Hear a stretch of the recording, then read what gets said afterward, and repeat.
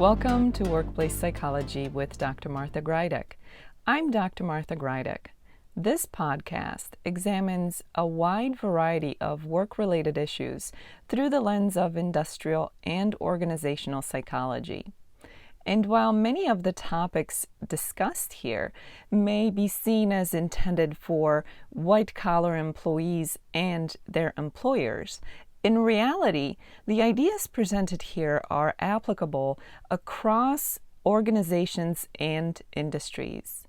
Additionally, many of the topics discussed here may be applicable outside of the workplace.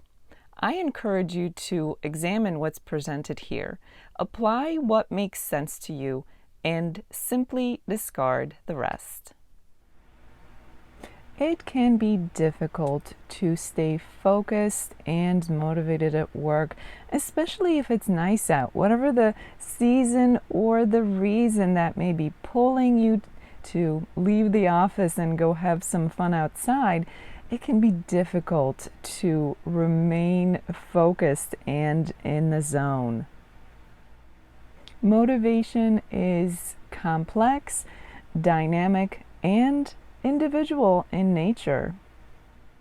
It can play a vital role in employee engagement, which can influence your experience at the workplace.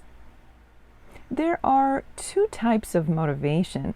One is intrinsic and the other one is called extrinsic. Extrinsic motivation is driven by external forces or variables. It can include things such as advancements at work or a raise or praise. It can often come from the employer. Intrinsic motivation, on the other hand, is more related to inherent satisfaction, things that tend to come from within, things that motivate you from within and really have nothing to do with external factors. That means that it is the employee that is the source of intrinsic motivation. Today's episode will focus on this type of motivation, intrinsic or internally driven motivation. After all, there's only so much that an employer can do in terms of fostering or promoting extrinsic motivation for an employee, but that can only go so far. That's where an employee can individually affect their own motivation. You may be wondering, what's the first step when considering what motivates you at the workplace? What is your own intrinsic source of motivation? First and foremost, I suggest that you identify your passion at work. Those things at work that interest you, that drive you, that make you feel encouraged and exhilarated, and you could call passionate in terms of how you feel about those things at work. It's important to understand what makes you tick, what drives you, what motivates you. This is something that, although most people would think that they can identify easily, they may have lost sight of it. The other thing to consider is that whatever motivated you at work at some point may have changed and may no longer be the case. This is why it's so important to take some time and reflect to understand what drives you and what your passion or passions are. This is the first step to really reawakening that intrinsic motivation, especially when it comes to the workplace. There are some things that you can do to help yourself with this process. The first thing that you can do to help yourself is to redefine your workplace goals. Goals change over time, especially as we achieve them. It may be time to have an assessment of what your goals are, if they need an update, and how you can achieve them. While it's important that your goals contribute to your excitement about being at the workplace, they should also be realistic and achievable. No point in setting yourself up for failure with goals that are not likely to happen. But the bottom line is that when you have goals that excite you and ones that you can achieve at the same time, it's a lot easier to find that passion and engagement at work, which affects that intrinsic motivation for you. Focus on your workplace environment. That means set yourself up for success.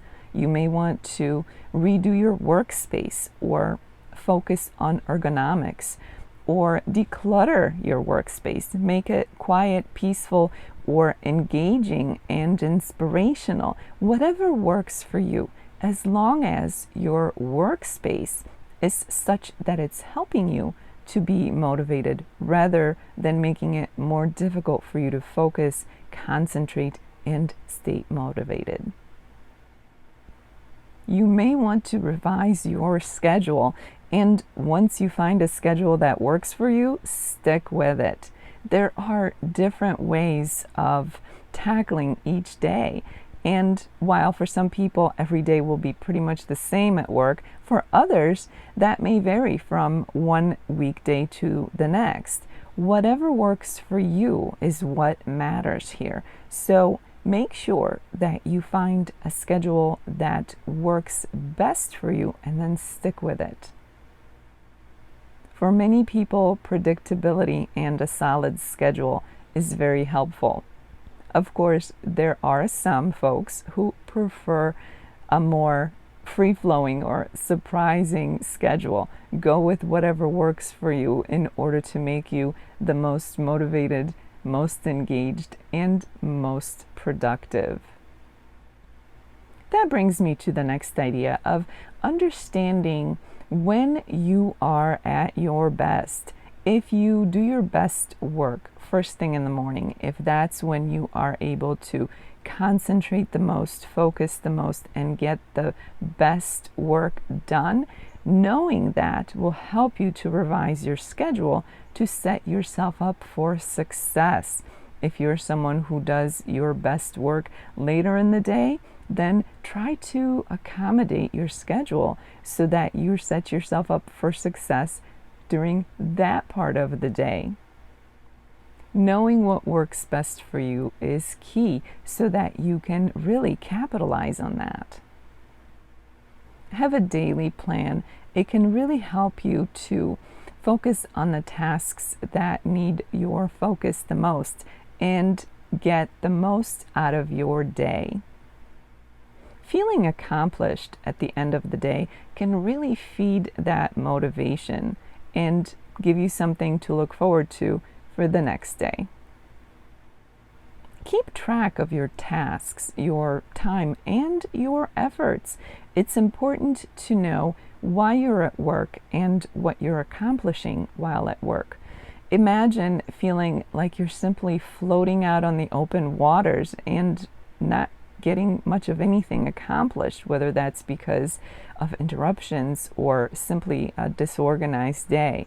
Keeping track of your tasks and the time that it takes you to complete them and the effort that it takes on your part can be very helpful in honing in on how to be at your best while at work. And remember that this is as important whether you're working at the office or remotely.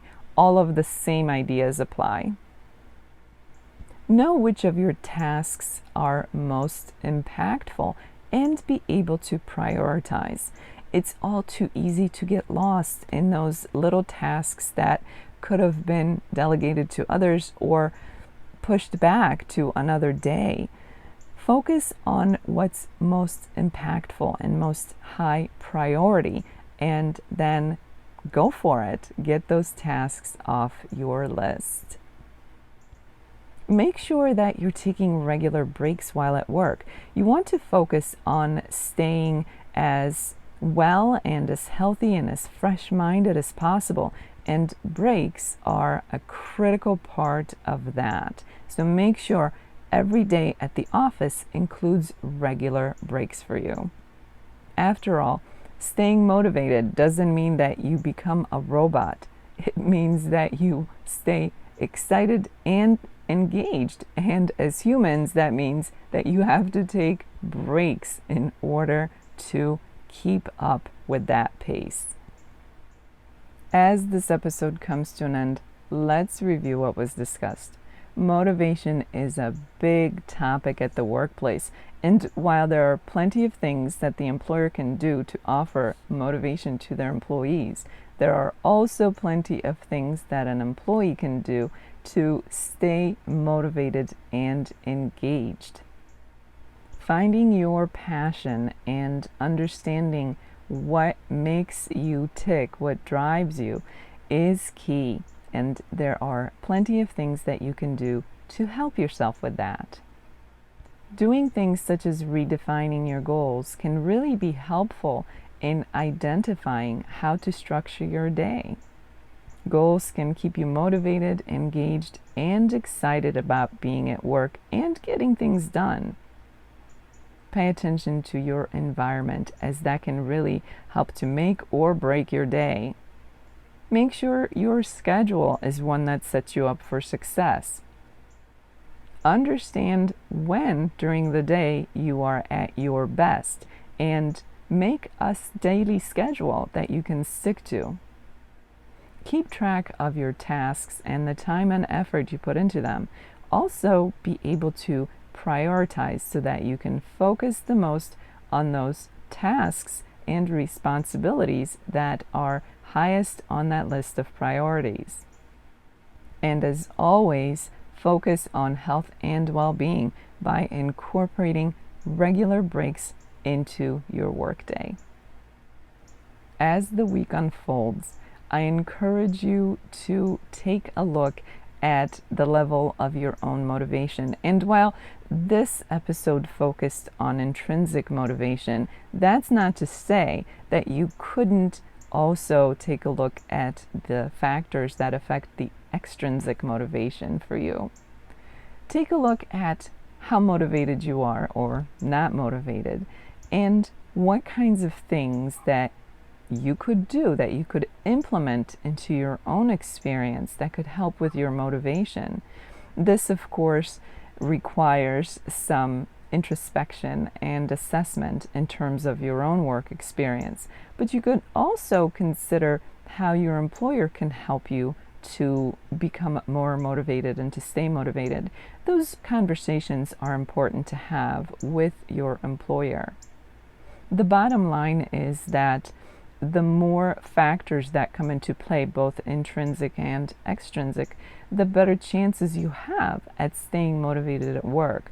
And while motivation is often related to things such as engagement and productivity, which may sound like things that are most important for the employer, these are equally as important for the individual, because the more engaged you are at work, the more likely you are to enjoy your time there. And after all, when you have to be at work, especially if you'd rather be out elsewhere playing, it's important to find that motivation to make the best of your time at the workplace. For those of you who are experiencing this podcast in an audio-only version, I invite you to check out my YouTube channel, where you can find the video version of the podcast. The link for that is in the description below. In addition to the video version of the podcast, my YouTube channel also has videos that focus on stress management, so I invite you to check that out. Thank you for joining me today. Please subscribe to this podcast. I look forward to seeing you again next time. Until then, I wish you joy and well-being.